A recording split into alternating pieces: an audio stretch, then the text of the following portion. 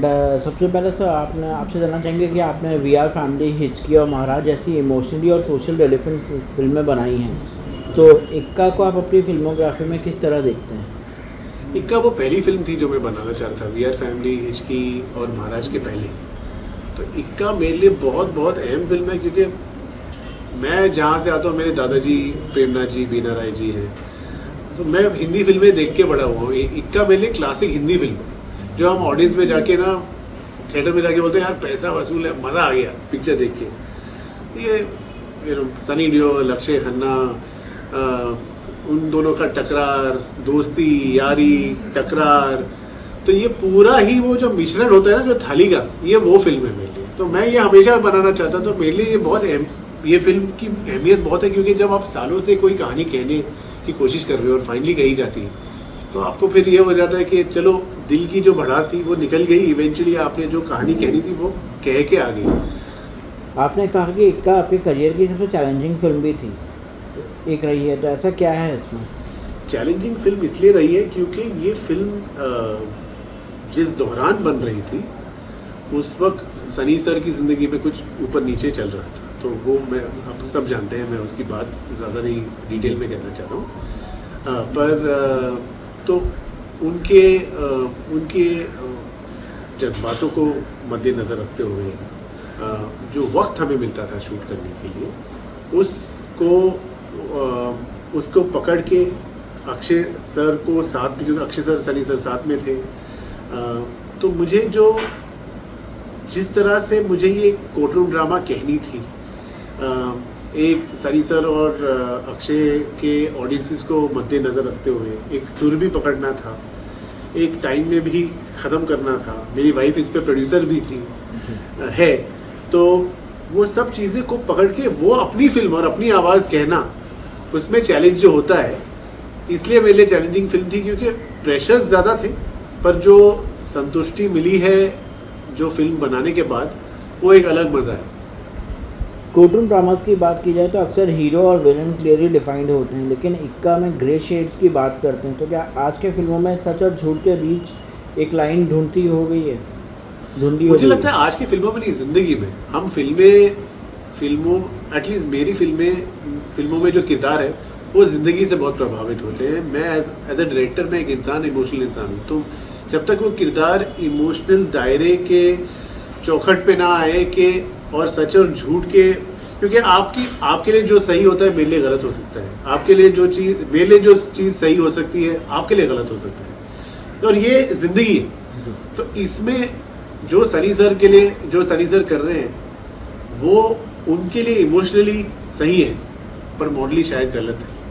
जो अक्षय कर रहे हैं सनी सर के साथ और फिल्म में, वो उनके लिए इमोशनली सही है, पर सनी सर के लिए गलत हो सकती है। तो उसमें ही मज़ा आता है जब आपको किरदारों में थोड़ी शेड्स मिले, जब आपको किरदारों में थोड़ा ऊपर नीचे खेलने का मौका मिले, तो आपका किरदार ना लेयर्ड हो जाता है, बोरिंग नहीं हो जाता। महाराज की बात की जाए तो महाराज भी एक लीगल बैटल पर बेस्ड फिल्म थी, और इक्का भी कोर्टरूम बैकड्रॉप में है, तो क्या आपको लगता है कानूनी कहानियों के ज़रिए समाज को अनकम्फर्टेबल ट्रूथ को ज़्यादा इफेक्टिवली दिखाया जा सकता है?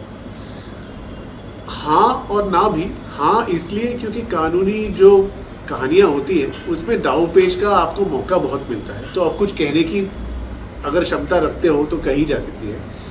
पर आपने भी देखा है, मैंने भी देखा है, इन्हीं कुछ सालों में बहुत से कानूनी कहानियाँ चली नहीं है थिएटर में। क्यों नहीं चली? क्योंकि कहानी प्रभावित पहले होनी चाहिए, कहानी के बोलने का तरीका इम्पोर्टेंट होना चाहिए। वो एक ज़रिया है, कानूनी कहानियाँ ज़रिया है। जब तक आपके हीरो या हीरोइन की इमोशनल रीज़न सही नहीं है और आप जुड़ोगे नहीं as a viewer, as a दर्शक उनके साथ, आप वो फिल्म फिर भी नहीं देखोगे। अगर आपको लगता है कि तू जीत, मैं तेरे साथ हूँ, जिसके लिए तू लड़ रहा है वो मैं चाहता हूँ तू जीते, चाहे तू जितनी मुश्किलों से गुजरे, इवेंचुअली जीतना तुझे है। अब वो ज़रिया कानून हो जाएगा, कानूनी कार्रवाई के थ्रू आपको ऊपर नीचे उनमें पैतरे मिल जाएंगे, तो आप बोलोगे हाँ यार, इसने जिस तरह से डायरेक्टर ने जिस तरह से कहानी कही है मुझे और दिखाई है, उसमें मज़ा आया। तो सनी जी की बात की जाए तो हिंदी सिनेमा के सबसे पावरफुल कोर्टरूम ड्रामा दामिनी के लिए जाने जाते हैं, तो क्या इसमें दामिनी की भी झलक होगी? नहीं, इसमें दामिनी की झलक तो नहीं होगी क्योंकि मैं दामिनी पार्ट 2 तो नहीं बना रहा, मैं एक का बना रहा हूँ। पर हाँ, दामिनी के जो दर्शक हैं, जो लॉयर सनी देओल ढूंढ रहे हैं, जो न्याय के लिए लड़ते हैं, जो सही के लिए लड़ते हैं, वो उन्हें मिलेगा। तो जो सनी सर के फैंस हैं वो निराश तो नहीं होंगे, उनको डायलॉग्स मिलेंगे, डायलॉग बाजी मिलेगी, पर ऑल्सो एक सनी देओल मिलेगा जो घायल में मिला है, जो एक टूटा हुआ इंसान है, जो इमोशनली टूटा हुआ है और फिर उठता है। तो आपको सिर्फ एक दामिनी में सनी सर एक नॉर्मल लॉयर थे जो कॉमन मैन के लिए लड़ते हैं, यहाँ पे वो एक बहुत अमीर लॉयर है और वो एक केस को हैंडल कर रहे हैं, जैसे आप ट्रेलर में देखोगे, जो वो करना नहीं चाह रहे पर करना पड़ रहा है।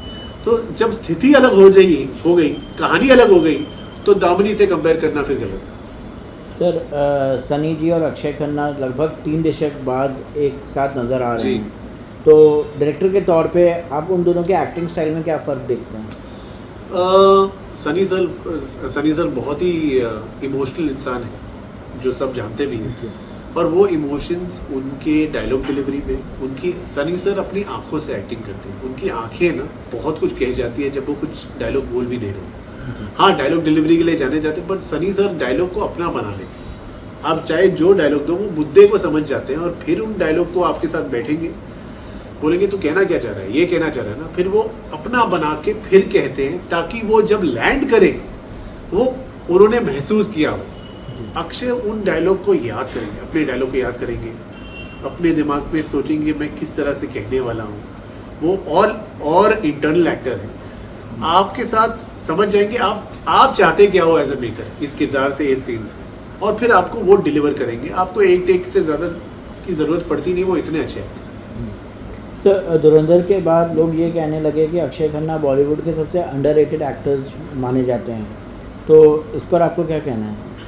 मुझे धुरंधर के बाद सडनली एक माहौल अलग हो गया अक्षय खन्ना का, पर अक्षय खन्ना एक कमाल का एक्टर है, वो अंडररेटेड, मेरे लिए तो वो कमाल का एक्टर है। मैं तो अक्षय खन्ना का फ़ैन रहा हूँ सालों से, तो मुझसे ये पूछना कि हाँ, मैं चाहता हूँ कि उनको और फिल्में मिले और मिलती जाए, क्योंकि वो बहुत ही अच्छे एक्टर हैं।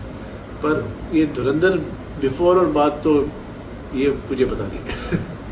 सर, आपकी फिल्म में फीमेल कैरेक्टर हमेशा स्ट्रॉन्ग और लेयर्ड रहे हैं, जैसे इक्का में तिलोत्तमा, शोम, दिया मिर्ज़ा और संजीदा शेख के कैरेक्टर्स के बारे में बताइए, कितने लेयर्ड कैरेक्टर्स हैं वो? तिलोत्तमा प्रोसिक्यूशन लॉयर है, वो गवर्नमेंट की तरफ से लड़ रही है। वो जिनको पूछते हैं वो सनी सर का कैरेक्टर है, वो सनी सर की किताबें पढ़ चुकी हैं। जैसे हमारे हर किसी की ज़िंदगी में कोई मेंटर होता है, उनका मेंटर सनी सर। तो वो उन्होंने कभी लाइफ में भी नहीं सोचा था कि मैं सनी देओल के सामने लड़ूंगी या अर्जुन मेहरा के सामने लड़ूंगी, और उनकी ज़िंदगी में ये मौका मिलता है। अब वो कैसे, जिस इंसान को उन्होंने भगवान की तुलना की थी लॉ में, वो इंसान कैसे उसके नज़रों के सामने गिरता है, फिर वापस खरा उतरता है। तो तिलोत्तमा के ज़िंदगी में लेयर्स और शेड्स बहुत आपको मिलेंगे। वो खुद एज अ इंसान, एज अ किरदार बदलेगी, समझेगी, ज़िंदगी को समझेगी इस फिल्म में। दिया सनी सर की वाइफ प्ले कर रही है। वो एक पॉइंट पे सनी सर के साथ उनके लॉ फर्म में काम करती थी, वो अक्षय को भी जानती है फिल्म में। उनकी अपनी एक अलग जर्नी है। संजीदा अक्षय की वाइफ प्ले कर रही है, उनकी अपनी एक अलग जर्नी है। और वो क्योंकि अक्षय बहुत रईस है, एक रईस घराने से आते हैं, तो एक रईस घराने की बहू जिसके पति को आज अक्यूज़ किया जा रहा है खून के लिए, वो किस तरह से रिएक्ट करेगी, क्या करेगी, उसकी अपनी ज़िंदगी में मोटिवेशंस क्या होगी, वो क्या बोल रही है ट्रेलर में कि वो 1 बजे घर पे थे, क्यों बोल रही है। वो चाहती है वो अक्षय को बचाए, पर अक्षय बच नहीं पा रहा, तो उसके अपने मजबूरियां हैं। तो उसने भी, और संजीदा और मेरी तो बहुत पुरानी दोस्ती है, मेरे टीवी सीरियल में उन्होंने काम किया है, मैंने उनके साथ बहुत काम किया है। सर, रानी मुखर्जी और काजोल जैसे एक्ट्रेसेस के साथ भी आपने काम किया, काफ़ी सालों का एक्सपीरियंस है, तो आपको लगता है कि 90s का और आज के एक्ट्रेसेस में क्या डिफरेंस देखते हैं?